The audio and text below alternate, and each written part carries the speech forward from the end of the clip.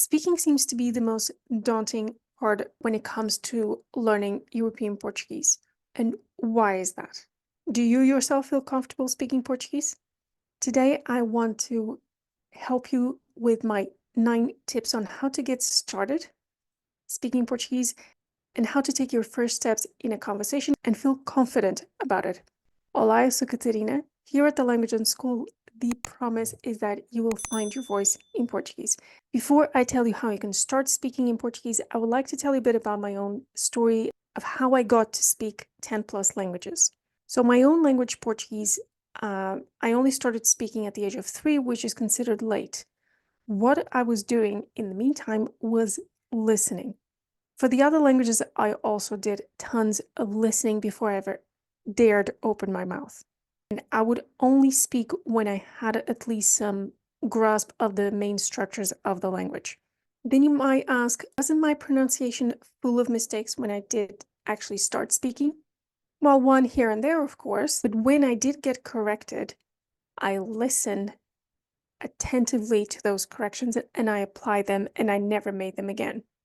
I still remember one of the first words I learned in Dutch, vader, and it was a 7-year-old at the time who corrected me and said, "Het is niet vader, het is vader." And I was like, to this day, I don't like long vowels because of that. They're just not natural for a native Portuguese speaker. Most of my unschoolers have learned Portuguese for about a year. They know vocabulary, they know the main structures of the language, yet they cannot do anything with it. And above all, they cannot participate in conversations, even if their pronunciation is good, because they have not had the proper exposure to real Portuguese and don't understand much of what we say. After a few weeks within the language in school, they actually start hearing words with meaning and not needing translation as they once did.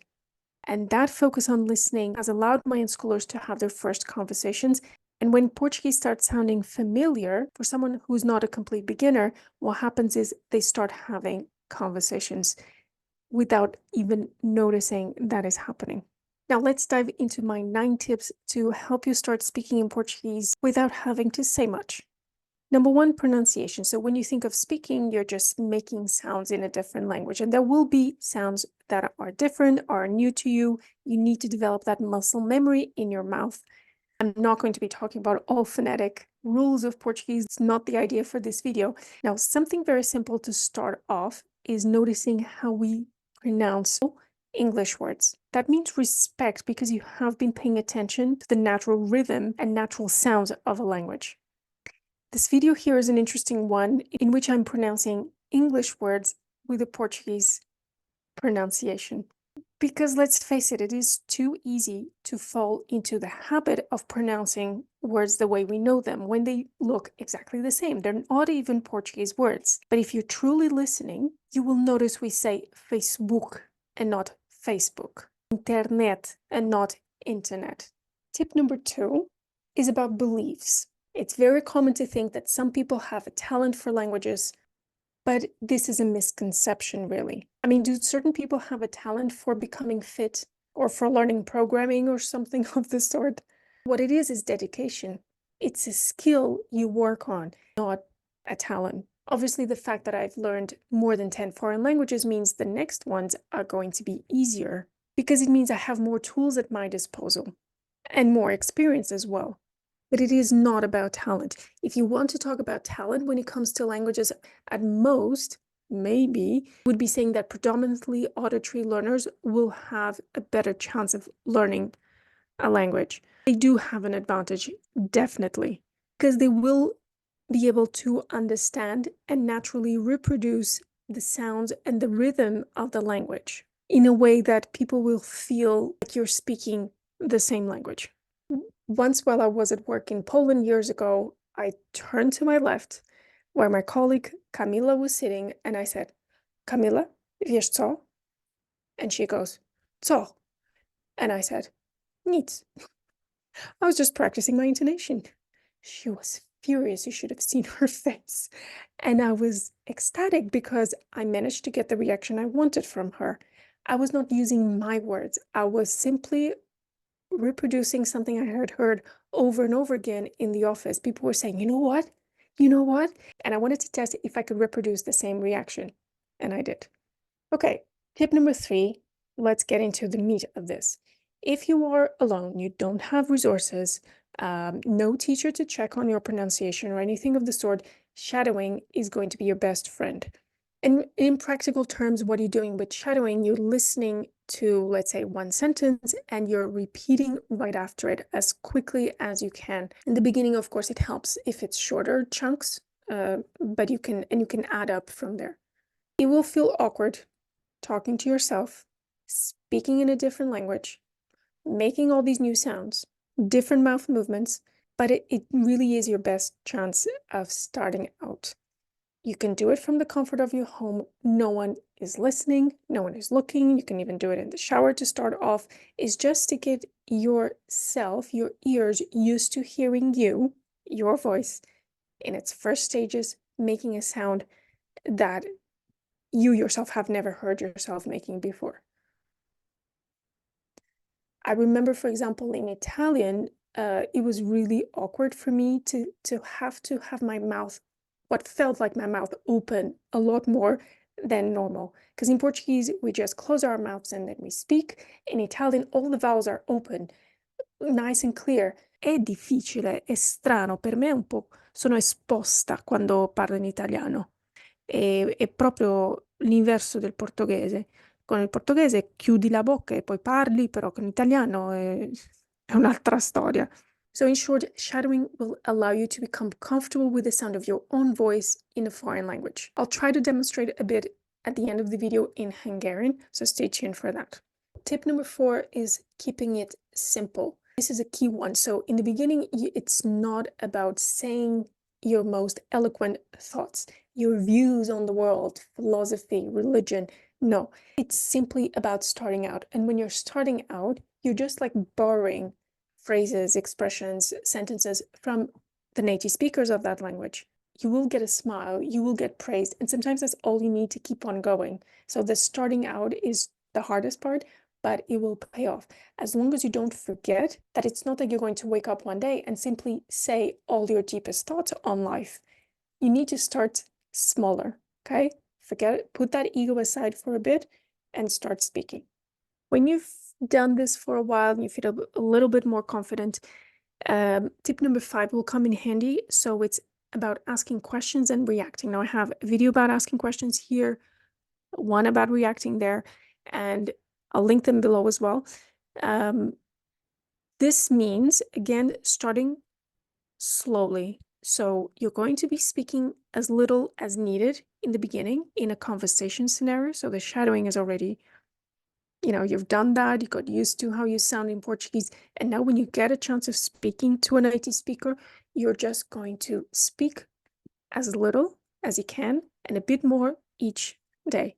And I promise you, you will be speaking more, but you have to start somewhere. So if you focus on asking questions, that means you're going to be the director of the conversation. So you know where the conversation is going. It's not you passively letting the other person bombard you with, where have you been? Where are you from? Where do you live? How long have you been here? No, it's going to overwhelm you. So you really need to master the art of asking questions so that you put the other person on the spotlight. That gives you more listening practice, always a good thing.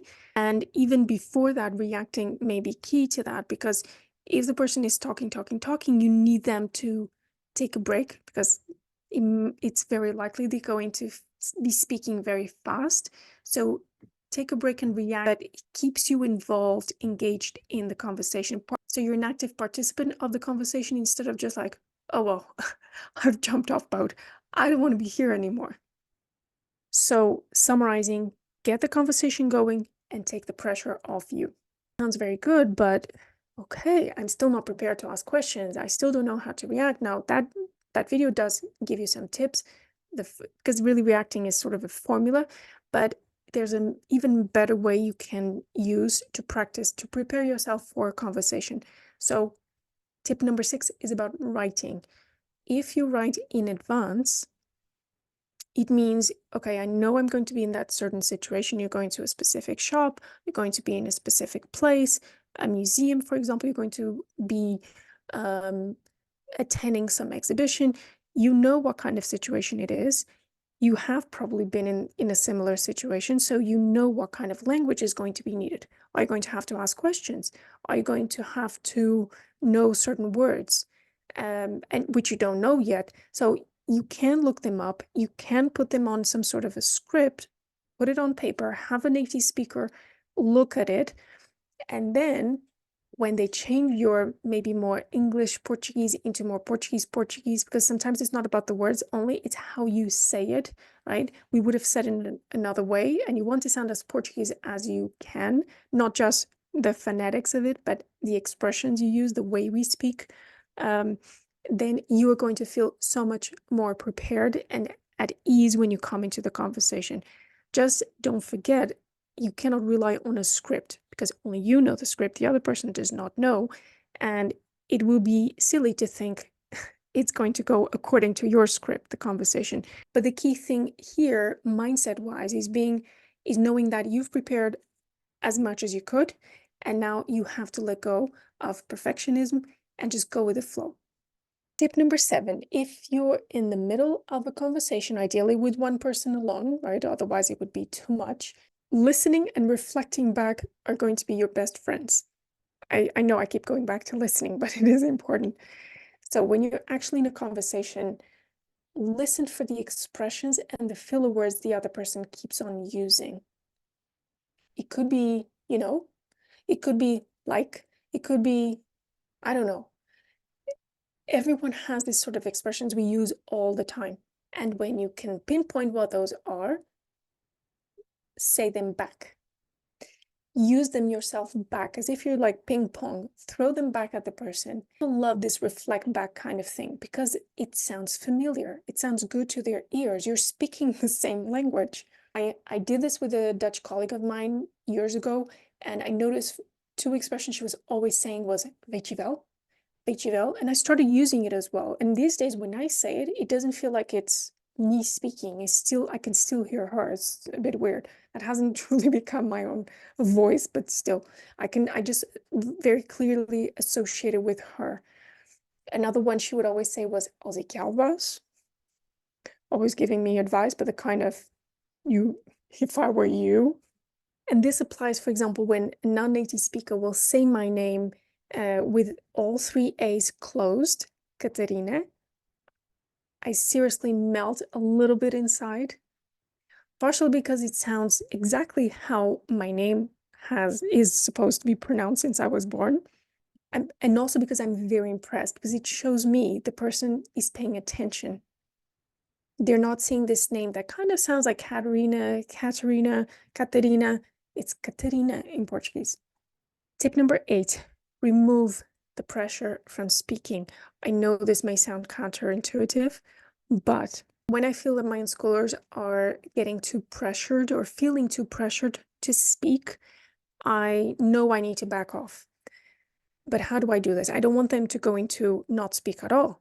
So an example, I had this very short session. It was just 10 minutes one-on-one with an unschooler of mine. The session before had not gone very well. Neither of us were well prepared, I'll admit. So what I said was, let's do crosstalk, which is, we agreed on a topic we were going to talk about. I was going to talk to her in Portuguese. She was going to talk to me in English. I put the pressure for her to speak completely aside. And you know what happened? She didn't speak a word of English the whole 10 minutes. And at the end of the 10 minutes, I had to tell her to stop because time was up. And like this, I have tons of other examples. There are unschoolers who, because they've done my listening bootcamp when my unschoolers start my program, they're invited to listen to these funny stories. And because there's no pressure to speak, there is space to speak, but there's no pressure, they then start naturally speaking. Okay, tip number 9 is more hands-on. When we're talking about shadowing, how can you actually do it? Because if you start looking up online, they're going to be talking about the mics you need and the mics you don't need, but then the mics they now have, which are more expensive, how they started, and then you lose a lot of time looking for the right equipment to do it. Is recording yourself enough? Ideally, if you have a microphone and earplugs that go at the same time, it's ideal. But seriously, I don't have it. I don't think it's needed. Jeff, thank you, Jeff, if you're watching, once sent me this message on Facebook, and it was this sort of phone he made to hear himself speak. And I was like, whoa, that is a cool idea. But it still felt to me like a lot of work. Had to like go and buy those pieces until an idea came to me. Another version of that phone that Jeff came up with was something I had laying around in the house. Maybe not everyone does, but maybe you have something similar. Ta-da! Just random plastic pipe. And why is this important? Because when you're doing shadowing, you can do it just again in a more laid back way to get yourself used to the sound of your voice in Portuguese, but you need accurate feedback as well. So even if you have access to a native speaker or a tutor, having accurate feedback is really important. But sometimes you also need to be mindful of your ego, because if you're going to have the usual muito bem kind of incentive, it might be not super honest feedback. It's just feedback that wants to keep you going, which definitely there are moments that's needed, but sometimes you really just need that blunt honesty. And sometimes you are the best judge. Okay, now let's see if I can demonstrate how you can shadow with this in Hungarian. Wish me luck. Desejem boa sorte. Kész, Kész, vége, vége, felmondtam. Végre. Nem hiszem el, konkrét, Konkrét. fogalmam nincs. Fogalmam Mert nincs. azt tudom,